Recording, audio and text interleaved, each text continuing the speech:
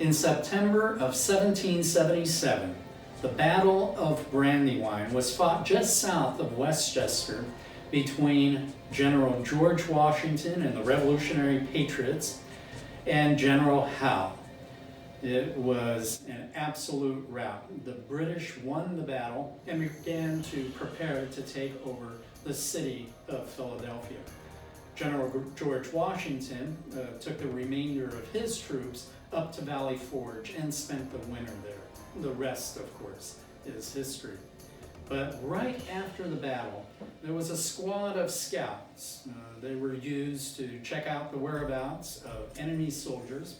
They had gathered up, left the battleground, and came up the road into Westchester, hoping to get a little bit of refreshment at the Turks Head Inn, which was located on High Street right in downtown, not far away from a schoolhouse, in fact just a half a block away, and the schoolhouse was used as a battlefield hospital.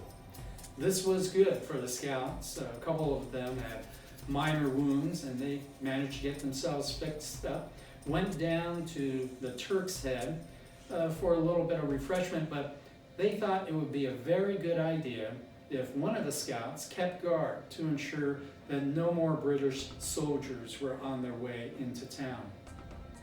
So the fellow who got the short straw perched himself over on High Street just south of what would be Market Street, and he was very tired, exhausted from the battle, and could barely stay awake. Indeed, he found himself nodding off. Just in time, there was a sound in his ear. The sound sounded like a child warning him that the British were coming. A child that woke him up and said, "Your friends are in grave danger and need to be rousted." The scout awoke with a start, looked around. He could not see any British soldiers.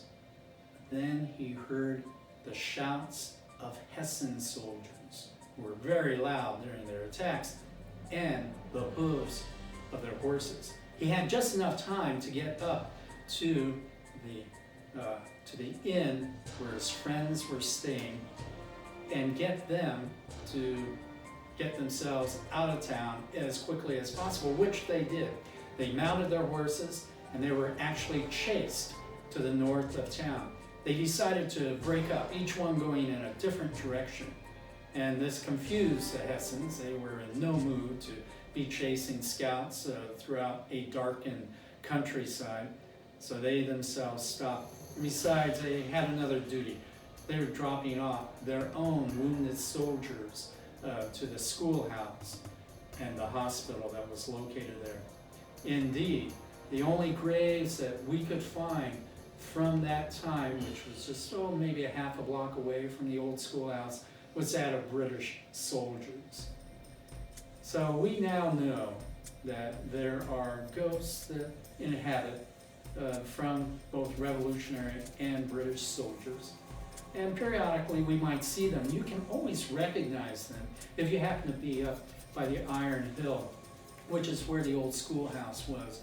And you might see what looks like a Revolutionary soldier, but you can't see the feet of such a soldier.